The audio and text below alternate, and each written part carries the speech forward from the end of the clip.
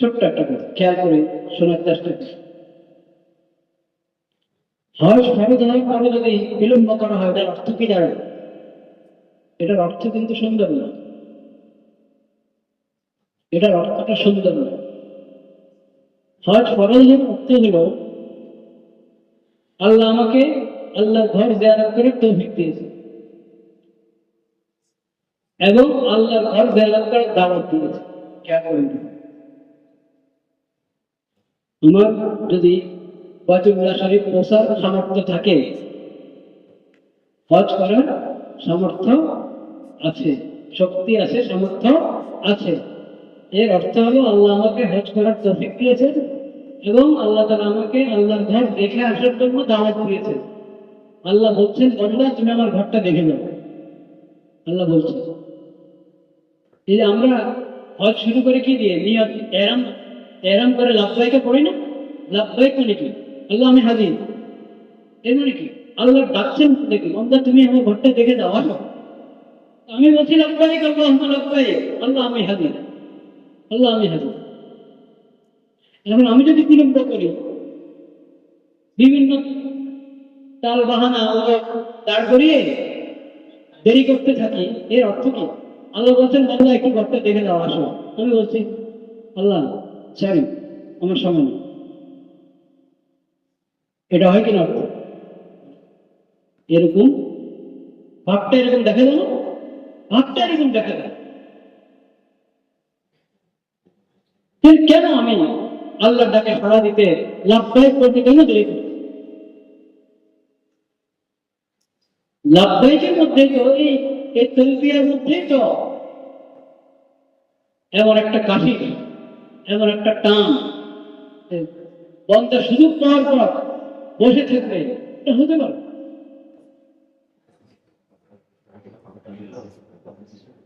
আল্লাহ তাআলা আমাদেরকে প্রথম সুযোগে যাদের ফরজ হজ আদায় হয়নি, প্রথম সুযোগে ফরজ হজ আদায় করতে হচ্ছে।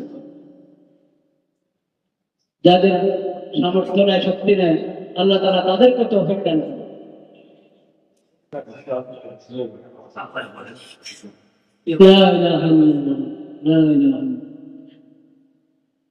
আমি যে পড়েছিলাম প্রথমে সূরাতুল বাকারা থেকে 197 নম্বর আয়াত, আল হজ্জু আশহুরুম মা'লুমাত ফামান ফারাগা ফীহি মিনাল হজ্জ ফালা রাফাসা ওয়ালা ফুসুকা ওয়ালা জিদাল।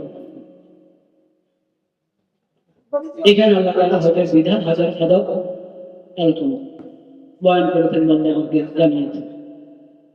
ইনশাআল্লাহ এই আয়াত সম্পর্কে আল্লাহ হায়াতে রাখলে তৌফিক দান করলে আগামী দিনে আলোচনা।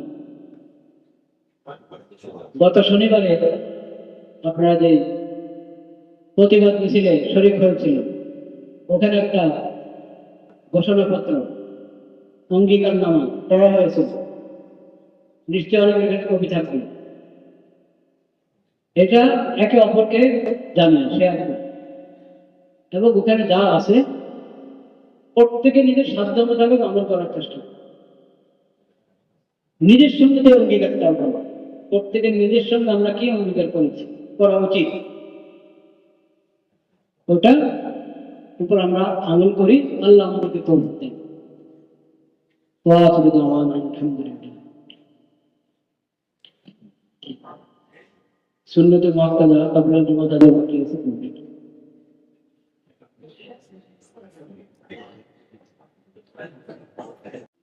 5 নম্বর হলো হজ, বাইতুল্লাহ শরীফের জিয়ারত এবং সংশ্লিষ্ট অন্যান্য আমল।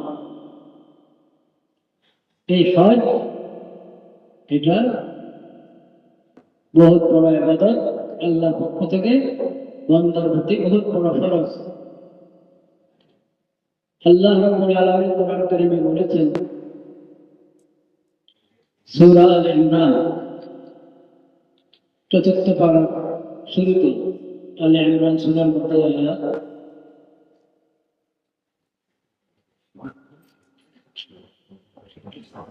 إن أول بيت وزع للناس للذي ببكة مباركا وهدى للعالمين. إن أول بيت وسع للناس للذي بمكة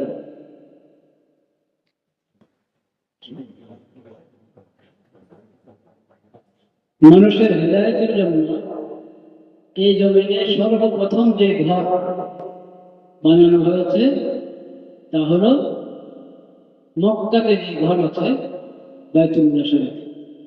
এই ঘরটা আমরা কি বলি? আরে ভাই কি বলা হচ্ছে কেন মনে হচ্ছে?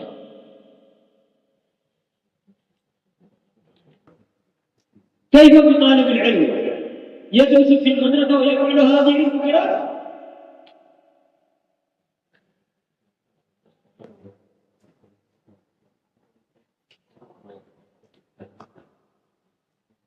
من يأخذ الجوال ويستعمله وحتى بهذه الصورة المنكرة الذي يخالف الشعائر، شعار الزمان يوم الجمعة، شعار المكان المسجد، شعار البيئة عند الموعظة، ثم هو طالب العلم لا يستحق أن يسمى طالب العلم.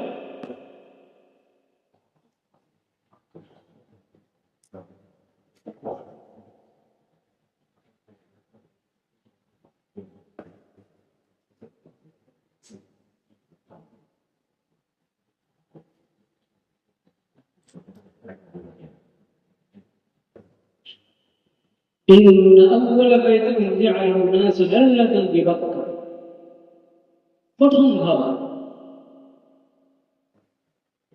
বরকতের কেন্দ্র, হেদায়েতের কেন্দ্র,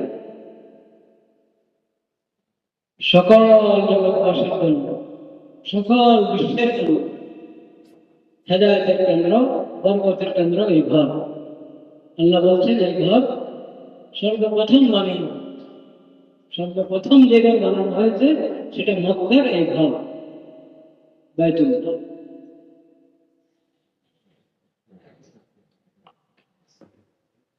ফীহি আয়াতুন বাইয়িনাত, এই ঘরে রয়েছে স্পষ্ট নিদর্শন। মাকাম ইব্রাহিম, বড় এক নিদর্শন হল মাকাম ইব্রাহিম, বাইতুল্লাহর পাশে দরজার যেদিকে সেদিকের কাছে নিকটে। فيه مقام إبراهيم ومن دخله كان آمنا, যে ঘরে প্রবেশ করবে সে নিরাপদ, সে নিরাপদ। আরেক নিদর্শন, এরটি আরো বড় নিদর্শন হল হজ, যে বাইতুল্লাহর সাথে যুক্ত। ولله على الناس حج البيت من استطاع إليه سبيلا। আল্লাহ হক, মানুষের উপর আল্লাহ হক, এই বাইতুল্লাহ জিয়ারত করবে, বাইতুল্লাহ হজ করবে, এটা মানুষের উপর আল্লাহ হক। মান ইসতাতা ইলাইহি সাবিলা, যার সামর্থ্য আছে পৌঁছার তার উপরে হজ ফরজ, বাইতুল্লাহ জিয়ারত করে এটা নির্ধারিত, আল্লাহর পক্ষ থেকে নির্ধারিত ফরজ এবং আল্লাহর হক এটা বন্ধ।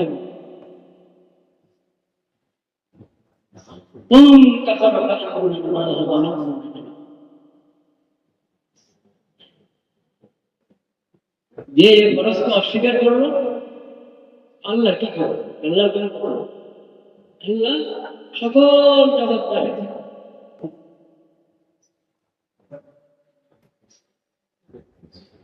ইমাম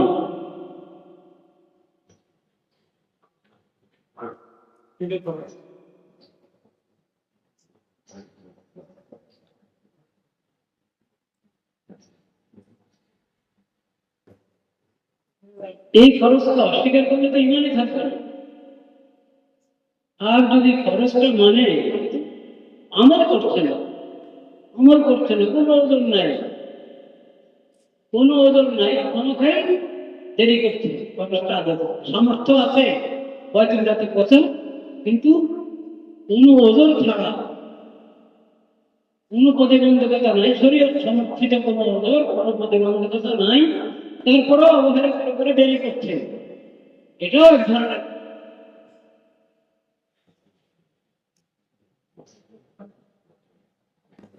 এই আয়াতে এখান থেকে অঙ্কিত আছে আকীদাগত ভাবে সে হজকে ফরজ মনে করে, মানুষের উপরে তার সামর্থ্য আছে, তার জন্য আলাদা কিন্তু ফরজ, এই মাসালা এই বিধান সে মানে, কিন্তু আমলের ক্ষেত্রে অবহেলা করছে, ওজোর ছাড়া বিলম্ব করে চলছে, অবহেলা করেই চলছে, এটাও এক প্রকারের কুফরি, আমলের কবিরা গুনাহ। এটা কি কবিরা গুনাহ? হজ এবং ওজোর ছাড়া বিলম্ব করা আদায় করতে কবিরা গুনাহ। এই আয়াত থেকে সাহাবায়ে কেরাম এটাই বুঝেছেন। ওমর রাদিয়াল্লাহু তাআলা বলেছেন,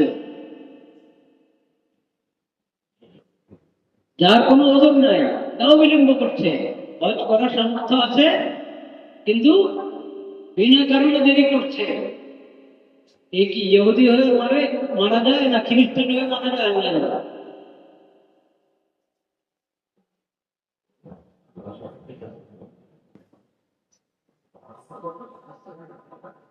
এই মর্মে একটি হাদিসও আছে এবং আয়াতে এদিকে ইঙ্গিত আছে যে যার সামর্থ্য আছে সে হজ আদায় করতে বিলম্ব করবে না, দ্রুত করবে।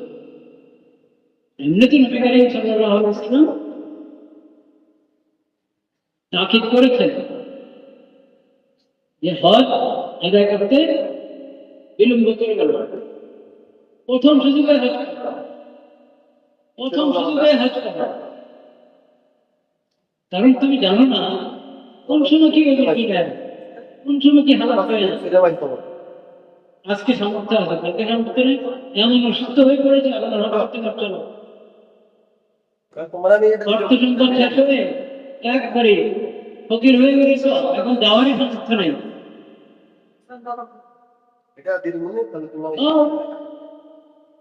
কোনো প্রতিবন্ধকতা দেখা দিয়েছে।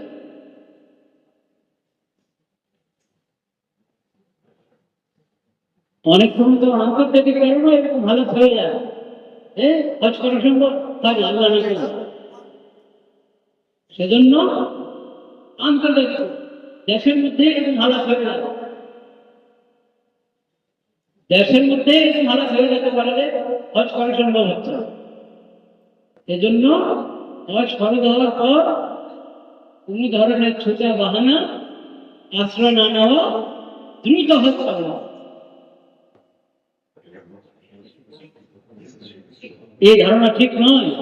আচ্ছা করবো, কারণ ভবিষ্যৎ অস্পষ্ট, অজানা, আমার ভবিষ্যতে কি হয় না হয় সেটা আমার কাছে অজানা।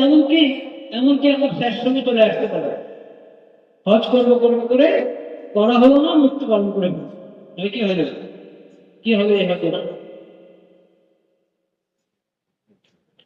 এই জন্য হজ আদায় করা ফরজ এবং যত দ্রুত করা যায় প্রথম সুযোগ হজ আদায় করা যাবে। হজে যেতে বিলম্ব করার ক্ষেত্রে মানুষ অনেক ওজন নিদ্রা বানায়, অনেকে তো অনেক আগ্রহ সামর্থ্য নেই, কান্নাকাটি করে আল্লাহ কাছে দোয়া করবে।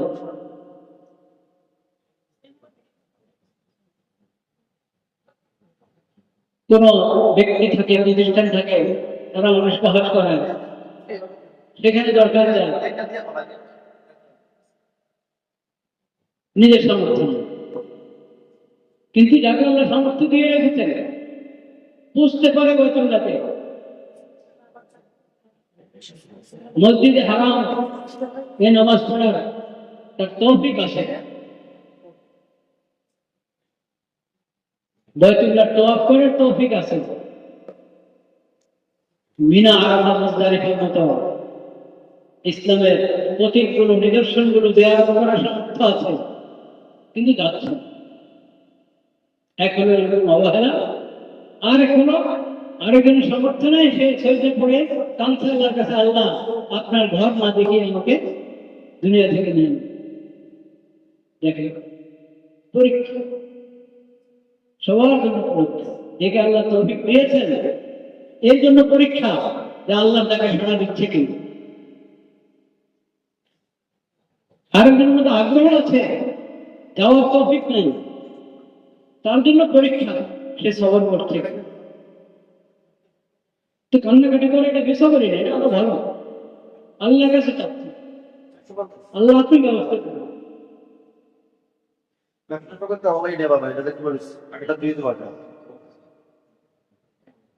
তো মানুষ নিজের থেকে ওদের দাঁড় করানো, নিজের নিজের পক্ষ থেকে দাঁড় করানো ওদের, নিজে বানানো বাহানা ছুটা, এগুলো কারণে যদি কেউ হজে যেতে দেরি করে, কবরে জবাব দিতে পারবে না, হাসরে জবাব দিতে পারবে না। আল্লাহ রাব্বুল আলামিনের কাছে এসব বানানো ওদের গ্রহণযোগ্য নয়। কি কি বানানো ওদের? অনেক অনেক বানানো ওদের। মেয়েটাকে এখন বিয়ে দিতে পারি না,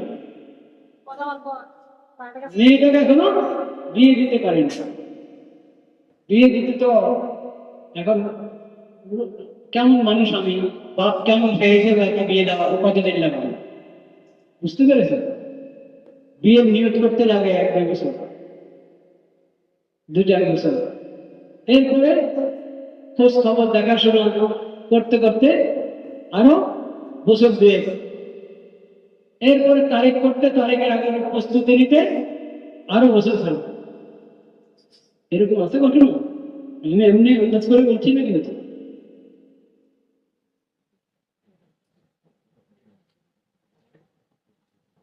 হাটাদারি হুজুর মাওলানা, হাটাদারি মাদ্রাসার মাওলানা মুমতাজুল করিম সাহেব একজন প্রস্তাব ছিলেন, ইন্তেকাল করে গেছেন, আল্লাহ জান্নাত নসিব করেন। ওনার সঙ্গে ছিলাম কোন এক ঘটনা। তো উনি ওনার পরিচিত বন্ধু মানুষ, দিনদার দিনী ভাই, তার কাছে গিয়েছেন কোন বিষয়, বললেন যে আপনি দিনের একটা কাজ করবেন বলেছিলেন, আপনাকে আমাকে বলেছিলেন, তো আমি যেন স্মরণ করে দিতে চাই, আপনাকে স্মরণ করে দেওয়ার জন্য এসেছি। তিনি বললেন, হ্যাঁ আমার মনে আছে কথাটা, তো আমার মেয়ে বিয়ে ঠিক হয়েছে 6 মাস পরে, তারিখই ঠিক হয়ে গেছে। 6 মাস পরে তারিখের কথা বললেন, বিয়েটা হয়ে যাবে, এরপরে দেখবেন। তারিখ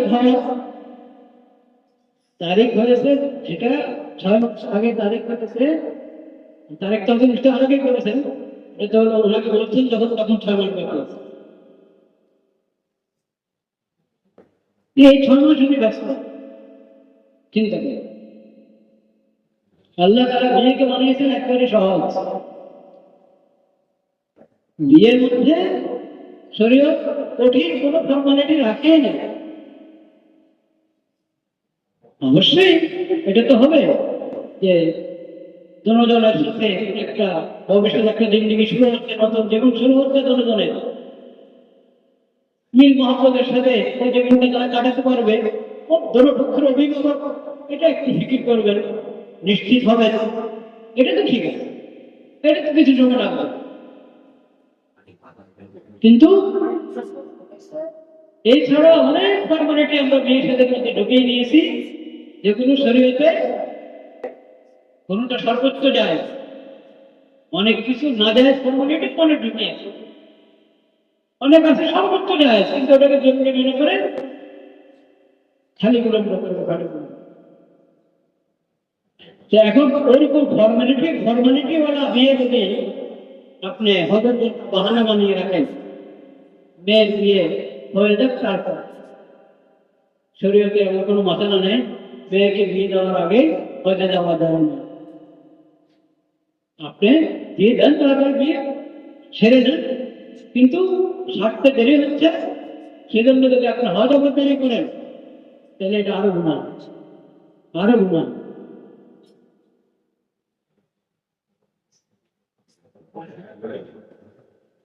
আপনি ওসিয়ত করে দেন, আপনার ছেলেকে দায়িত্ব দেন, ভাইকে দায়িত্ব দেন, মেয়ের মামাকে দায়িত্ব দেন। যদি আল্লাহ না করেন, আগে যেমন হজের সফর ছিল কত মাস লাগতো, আসা যাওয়া, কত মশলা করতে হবে।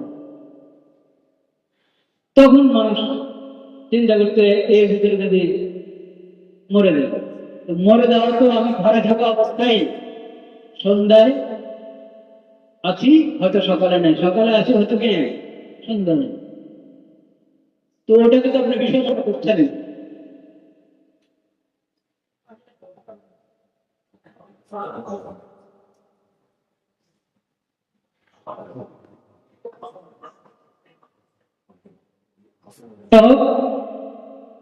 বিয়ে দিতে দেরি হচ্ছে, দেরি হজ করে আসেন, হয়তো কি ভালো করে দোয়া করেন, আল্লাহ আমার ছেলের জন্য নেক মেয়ে মিলিয়ে দেন, মেয়ের জন্য নেক ছেলে মিলিয়ে দেন। আমার মতো আরো যারা এরকম নিজের ছেলে বা মেয়ে বিয়ে নিয়ে পরিশান, আল্লাহ তাদের পরিশান করে দেন, তাদের এই দায়িত্বটা সহজে পালন করেন, আল্লাহ আপনার ব্যবস্থা করবেন। ওখানে গিয়ে দোয়া করেন, আল্লাহ সহজ করে দেবেন। এটা এক বাহানা। আরো আরো দুর্বল বাহানা, আরো দুর্বল বাহানা, একটু বয়স হয়, এত তাড়াতাড়ি হজ করলে হজ ধরে রাখতে পারবো না, এত তাড়াতাড়ি হজ করলে হজ ধরে রাখতে পারবো না, হজ ধরে রাখতে হবে। তাহলে আরো পরে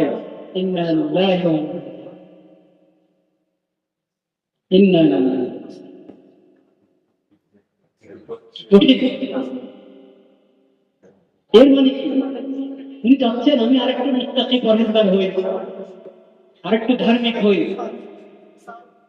তারপরে হজ করবো। এর মানে আমি ধর্মের অনেক কাজ এরকম ছেড়ে রেখেছি, এখন না, এখন এসব আস্তে আস্তে করবো, তারপর হজ করবো। তাহলে শুধু শুধু হজকে পিঠাচ্ছে না, অনেক কাজকে কি বিলম্ব করছে, পিছনের কাতারে ঠেলে দিচ্ছে।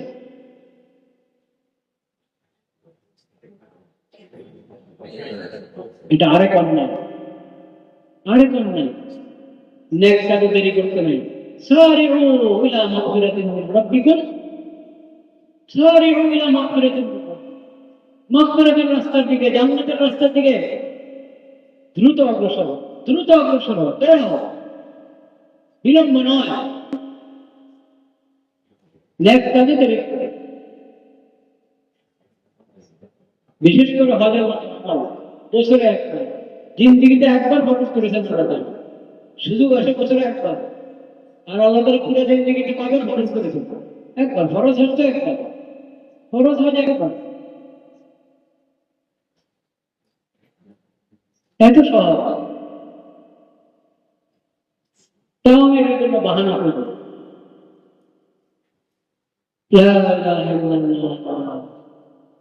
নেক কাজে দেরি করতে নেবে, এই চিন্তা করা যে আরো পরে হজ করবো, এখন করলে, এখন দাড়ি রাখা শুরু করে নেই, দাড়ি ছাড়া আমাদের যাবে কি না,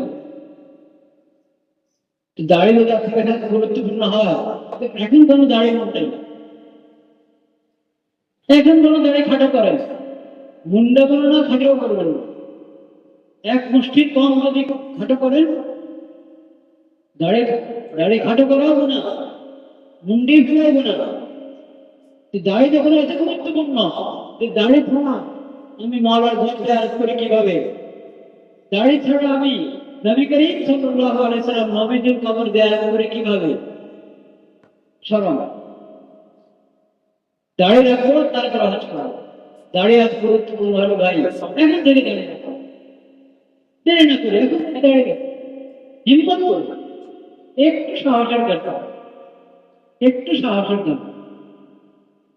আমি মুসলিম লীগ, সকল নবী মুসলিম ছিলেন, দাড়িওয়ালা মুসলিম, সকল সাহাবী মুসলিম ছিলেন, দাড়িওয়ালা মুসলিম। একটু সাহস, কখনো পুরুষ চায় স্ত্রী বাধা করে, কখনো স্ত্রী উন্নত করে, পুরুষের মন প্রস্তুত হয়, এটা একটু সাহসের কথা, একটু হিম্মতের কথা। নিশ্চয় কোনো মুসলমান দাড়ির ভ্যাস থেকে অপছন্দ করে না, সম্ভব এটা? কোন মুসলমান দাড়িওয়ালা ভ্যাস, দাড়ির ভ্যাস থেকে কোন মুসলমান অপছন্দ করতে পারে না, কখনো করবে কোন মুসলমান করে না, করে না। এটা শুধু একটা একটা দুর্বলতা, কোন সময় কোন কারণে অভ্যাস হয়ে গেছে দাড়িতে হাত দেওয়া, ওটা আর থাকতে পারতেন। এটার জন্য হাকিমুল উম্মাত হযরত মাওলানা আশরাফুল মাওলানা বলতেন, কমপক্ষে তুমি এই কাজ করো, একা একই আয়না ধরে দেখো তোমার চেহারা। আল্লাহ এই চেহারাটাকে বানিয়েছে, আমি কি করে রেখেছি এটা? নিজেকে বলো, নিজেকে বলো যে আমি অন্যায় করছি, কাজটা খারাপ করছি। আল্লাহ নেক বান্দাদের সিরত অবলম্বন করা দরকার। কোরআন কারীমে দেখেন মুসা আলাইহিস সালামের ঘটনাটা আছে, হারুন আলাইহিস সালামের ঘটনাতে হারুন আলাইহিস সালাম ভাই মুসাকে বলছেন লা তাখুদ বিলিহিয়াতি, ভাই নারাজ হয়েছিলেন কোন কারণে, দাড়ি ধরেছেন, ভাই আপনি আমার দাড়ি ধরবেন।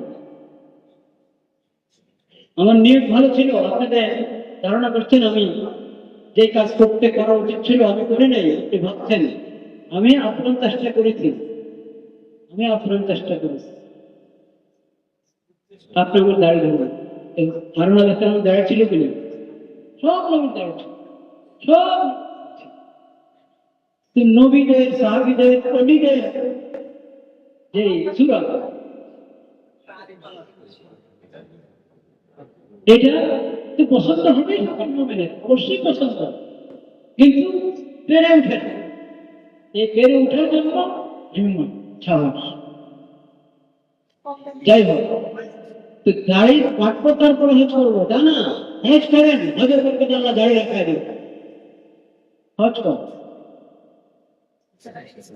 হজের আগে নিয়ত করে ফেলেন, হজের আগে নিয়ত করে ফেলেন, আর ধরুন আর হাত লাগান না।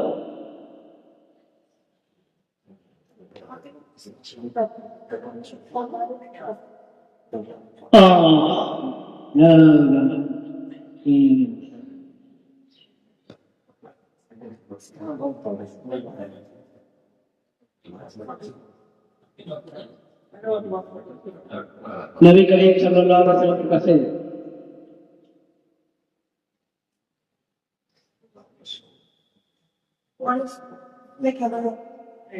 অমুসলিম শাসকের দূত এসেছিল,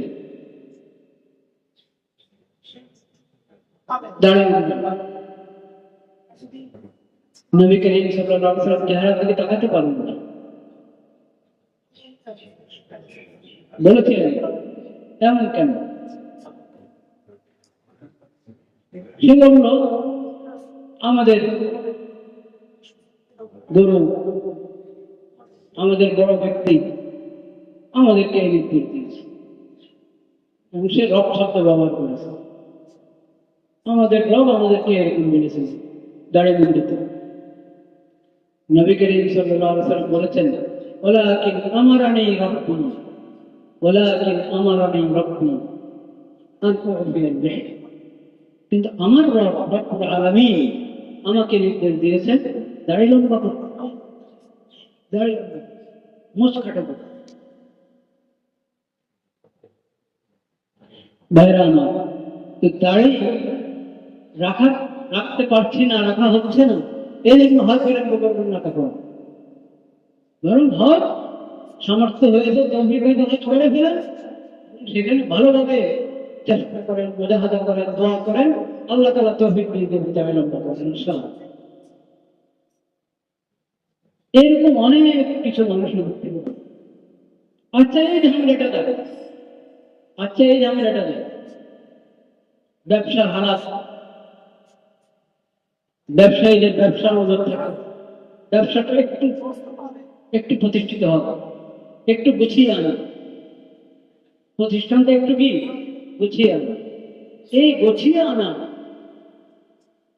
আনা এটা একদিন পর একদিন বাড়তে থাকে, গুছিয়ে আনার কাজ শেষ হয় না, শেষ হয় না। দুনিয়াতে ঝামেলা চলতেই থাকে, ঝামেলা শেষ হওয়ার পর আমি নেক কাজ করবো, এই নিয়ম যে করবে ওর নেক কাজ তৌফিক হবে না, আল্লাহ না নিয়ম হলো যত ঝামেলা আছে বিদেশে করে, বস হজ ফরজ হয়েছে আর দেরি না, হজ ফরজ হয়েছে আর কি না দেরি, তাহলে তৌফিক হয়ে যাবে। এবং দেখা যাবে পরে ঝামেলা শেষ করার জন্য যে হক বিলম্ব করে ওর ঝামেলা সহজে শেষ হয়, ঝামেলা শেষ হবে, হজ করবে ঝামেলা শেষ হয়ে যাবে। এটা পরীক্ষিত, জিজ্ঞেস করেন ব্যবসায় হাজি সাহেবদেরকে জিজ্ঞেস করেন।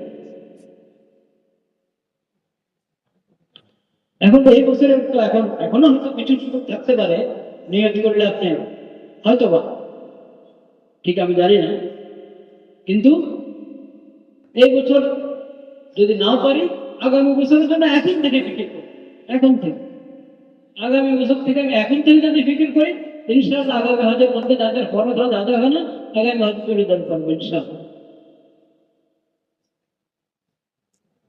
একটা কথা বলি, আল্লাহ আমাকে আমাদের সবাইকে ফায়দা করছে,